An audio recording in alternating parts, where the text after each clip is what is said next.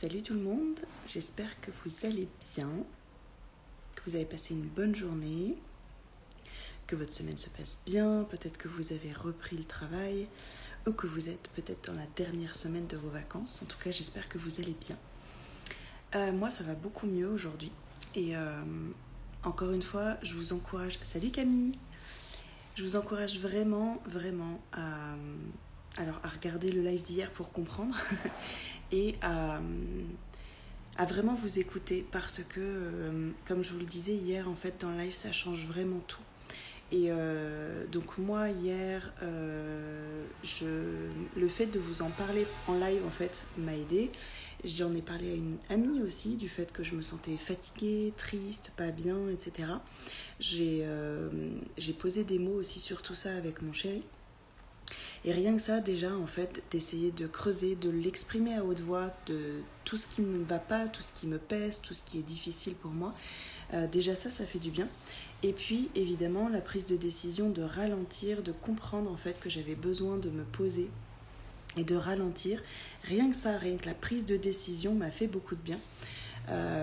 Donc finalement, aujourd'hui, on avait décidé de faire une journée en mode slow et de suivre nos envies. En fait, à la base, on avait prévu de se faire une randonnée et c'était devenu un peu trop pour nous parce que qui dit randonnée dit réveil un peu plus tôt, organisation, etc. Et puis physiquement, ça prend un petit peu plus d'énergie quand même. Et donc, on n'avait plus forcément envie de faire ça. Et encore une fois, on a la chance de vivre ici maintenant. Donc, c'est pas frustrant, en fait, de décaler. C'est pas juste annuler, c'est décaler, en fait, à un autre jour. Et du coup, on avait décidé de suivre notre énergie, nos envies. Et finalement, en fait, on ne s'est pas tant posé que ça aujourd'hui, puisque on est allé en premier à la piscine et puis après on est allé se faire un resto, on est allé chez Cultura, enfin bref, on a quand même bougé pas mal. Mais mon énergie est complètement différente aujourd'hui parce que je me suis écoutée, parce que j'ai mis des mots, en fait, j'ai compris ce qui se passait à l'intérieur de moi et vraiment j'ai accueilli sans aucun jugement tout ce qui se passait à l'intérieur. Et comme je vous disais, d'apprendre à se comprendre, à s'écouter et à prendre conscience qu'il y a un message derrière et prendre le temps de l'entendre, de le comprendre. On n'a pas toujours le dico, donc ça prend du temps peut-être dans un premier temps si vous ne le faites jamais, si vous ne l'avez jamais fait. Si vous n'avez pas l'habitude de le faire, soyez indulgent en fait envers vous-même, mais ça vient en fait, ça viendra forcément. Hello! Mais prenez ce temps en fait pour vous écouter, pour analyser ce qui se passe à l'intérieur de vous et vous offrir en fait ce dont vous avez besoin. Vraiment, ça change tout. Aujourd'hui, je me sens vraiment très différente d'hier. J'ai une belle énergie, je suis beaucoup plus positive, je suis beaucoup plus connectée à ma joie, je sens que ma vibration est plus haute. Et du coup, c'est vraiment un merveilleux cadeau à se faire, d'apprendre à se comprendre, à s'écouter, à traduire en fait nos émotions pour comprendre ce dont on a besoin et de nourrir en fait ce besoin. Et du coup aujourd'hui j'ai envie de compléter un petit peu cet enseignement en vous encourageant également à pas seulement écouter vos émotions, apprendre à comprendre comment vous fonctionnez, mais j'ai envie de vous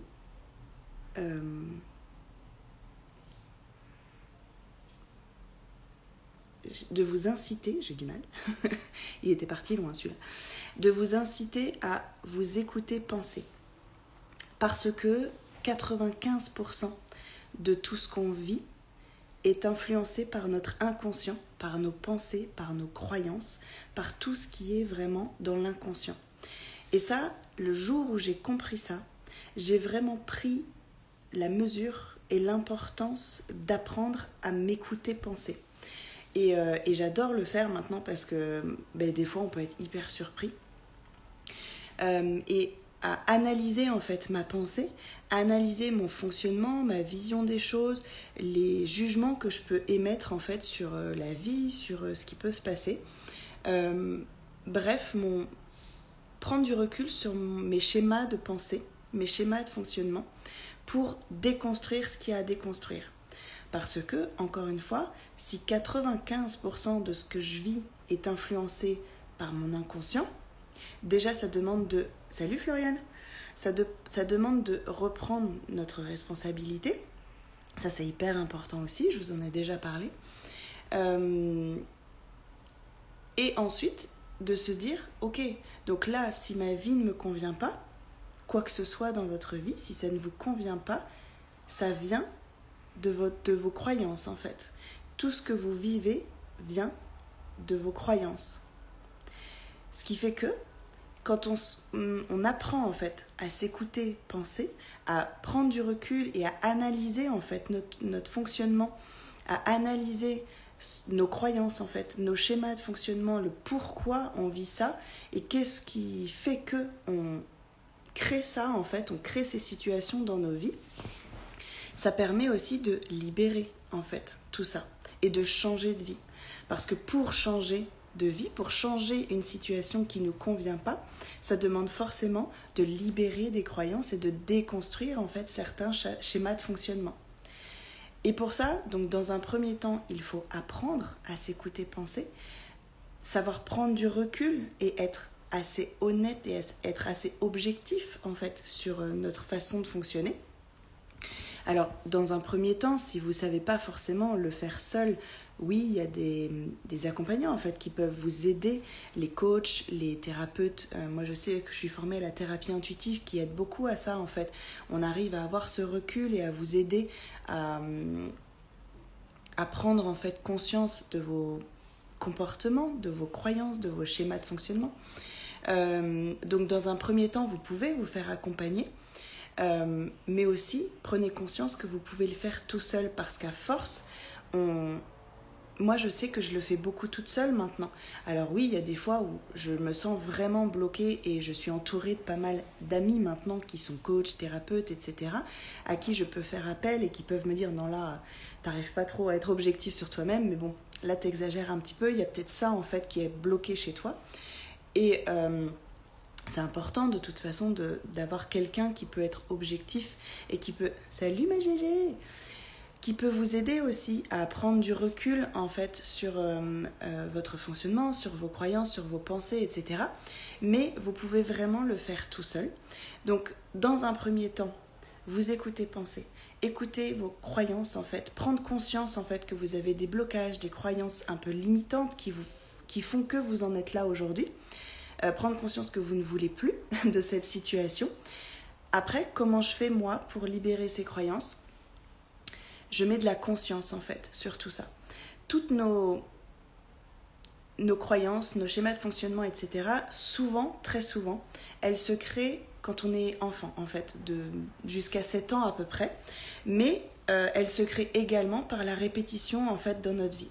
Par la répétition de schémas qu'on a pu observer, qu'on a pu rencontrer en fait dans notre éducation, autour de nous, en fait par nos parents, par l'école, par la société, etc. Donc plus on répète des choses, plus ça s'implante en fait, ça se télécharge dans notre inconscient.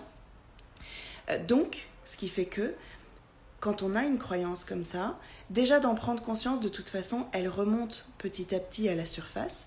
Donc, après, l'étape, c'est de décider qu'on déconstruit cette croyance et de s'observer, en fait, un peu comme les tics de langage, vous savez, quand on prend conscience qu'on a un tic de langage, ça met un petit peu de temps quand même à se déconstruire, mais en fait, on s'entend au fur et à mesure le dire et à chaque fois qu'on s'entend le dire, on se reprend, en fait. Et on se dit non, là, je dis ce mot, en fait, tout le temps, il faut que j'arrête. Et du coup, on change, en fait, nos phrases. Je sais pas, moi ça m'arrive très souvent en fait d'avoir des périodes comme ça où je répète toujours le même mot et au bout d'un moment je m'entends le dire et du coup je retransforme mes phrases et petit à petit en fait ça se nettoie, ça s'élimine de mon langage, de mes expressions, etc. C'est pareil en fait pour les croyances. Soit vous faites appel effectivement à un thérapeute intuitif qui peut vous aider à débloquer certaines croyances parce qu'on va se connecter vraiment à votre inconscient et on implante des nouvelles croyances ressources en fait pour nettoyer ça. L'hypnose peut aider aussi. parfois certaines séances de coaching, hein, quand on est prêt en fait à entendre certains messages, ça peut venir effectivement d'un accompagnement, d'une rencontre, d'une discussion où on prend conscience très très vite de quelque chose, d'un fonctionnement qu'on a depuis toujours, et ça se nettoie aussi comme ça. Pour d'autres, en fait, ça peut être un petit peu plus long, et du coup, ça demande une espèce de gymnastique mentale, de s'écouter et de s'observer en fait, d'observer notre comportement et de prendre conscience qu'il y a certaines choses qui sont vraiment ancrées et de décider à chaque fois, ah non, ça c'est vrai que je ne veux plus faire ça, je ne veux plus penser ça, et hello. Et en fait, c'est de par la répétition que ça va devenir petit à petit une nouvelle croyance inconsciente. Moi, je sais que j'aime beaucoup noter aussi toutes mes croyances. Comme je vous disais, en fait, j'ai un journal dans lequel je tiens un petit peu toute mon évolution depuis le mois de juin, et pendant au moins 1 an, je vais le faire. Et quand je sens en fait qu'il y a des choses bloquées dans ma vie, je note en fait ce qui me semble bloquant. Et j'essaye de creuser. Et là, souvent, je trouve la croyance qui est associée à ce qui bloque dans ma vie. Et après, je note en fait la version positive, je vais dire, de cette croyance. Je transforme en fait cette croyance en quelque chose de positif, en une nouvelle croyance ressource qui va soutenir en fait mes projets, mes envies et mes rêves en fait, tout simplement. Donc, pour résumer en fait, je vous encourage vraiment à apprendre à vous écouter penser, à prendre du recul sur vos habitudes, vos tics peut-être, vos tocs, à prendre conscience vraiment que tout ce que vous vivez, vous en avez la responsabilité, c'est-à-dire qu'on n'est pas coupable de ce qu'on vit parfois, mais par contre on est responsable de la façon d'y réagir en fait. Et tout ce qu'on vit en fait est créé par notre inconscient. 95% en tout cas de ce qu'on vit vient de nos choix inconscients, de nos pensées, de nos croyances, de nos schémas de fonctionnement, etc. Donc à partir du moment où on comprend ça, on comprend aussi qu'on a la main pour changer de vie. Et si vous êtes ici, si vous me suivez, c'est que vous voulez, j'imagine, aussi mettre en place des changements peut-être importants dans votre vie. Et pour ça, il faut vraiment être objectif sur nos responsabilités en fait. Il faut vraiment prendre la responsabilité de notre vie, de tout ce qu'on fait. Donc s'écouter, penser, prendre du recul, prendre un petit peu de hauteur sur notre fonctionnement, sur tout ce qu'on peut mettre en place, et ensuite une fois qu'on a identifié ce qui peut bloquer et ce qu'on veut changer surtout, faire cet exercice mental de transformer ça en fait, de s'écouter et de s'observer. Ah, là encore en fait, sur ce point-là en fait, j'ai encore un petit truc à travailler, parce que typiquement là je suis en train de me dire que moi ça fait très longtemps que j'ai pris conscience que j'avais un énorme besoin de contrôle, et j'ai dû l'observer à un moment particulier, sans doute au niveau professionnel, et après je m'amusais entre guillemets à comprendre en fait et à observer que ça touchait absolument toute ma vie en fait finalement. Et typiquement, par exemple, quand on regarde la télé ou des séries ou des choses comme ça avec mon chéri, j'ai besoin d'avoir la télécommande, de maîtriser la télécommande. En fait, juste, ne serait-ce que pour le son, j'ai besoin de contrôler ça. Donc, de s'observer comme ça, ça demande quand même un peu d'humilité, parce que c'est un peu ridicule des fois. Voilà, moi, je préfère en rire et de me dire, voilà, je suis comme ça, c'est pas très grave. Et de se forcer aussi à se dire, non, là, si j'ai envie de changer ça, si j'ai envie de lâcher prise... Ah non, quand j'ai compris ça, que j'avais vraiment un très fort besoin de contrôle, c'était par rapport à mon désir d'enfant. C'est beaucoup ressorti à ce moment-là. Et parce que le lâcher prise, etc., sur le temps qui passe, sur le quand, le comment, etc., ça n'a pas été très simple à processer. Et du coup, j'ai pris conscience que voilà, le besoin de contrôle touchait tous les aspects de ma vie.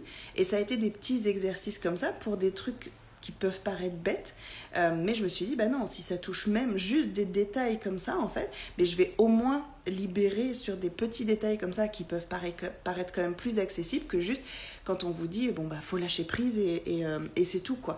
Bah non, c'est pas si simple, quoi.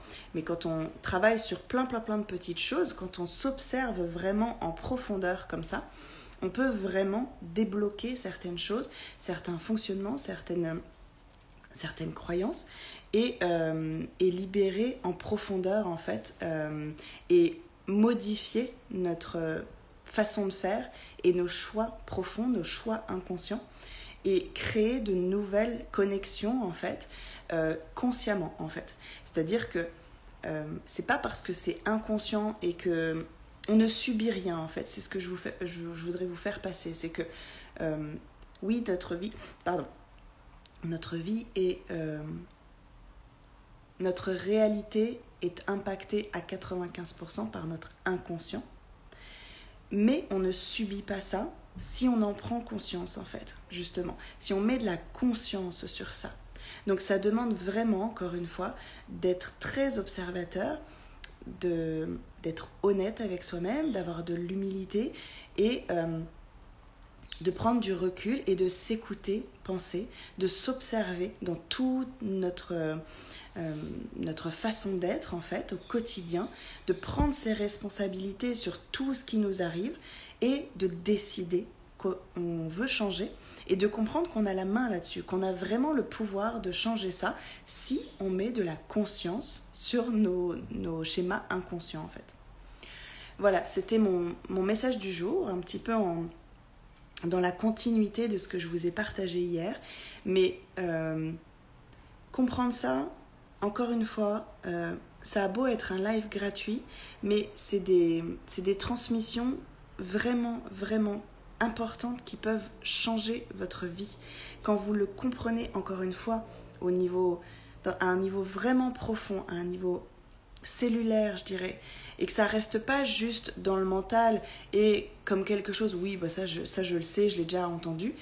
Essayez vraiment de l'incarner en fait, ça, de l'intégrer, de le pratiquer et engagez-vous en fait envers vous-même. Si vraiment vous voulez changer de vie, si vraiment vous voulez vous créer votre vie idéale sur mesure telle qu'elle vous plaît,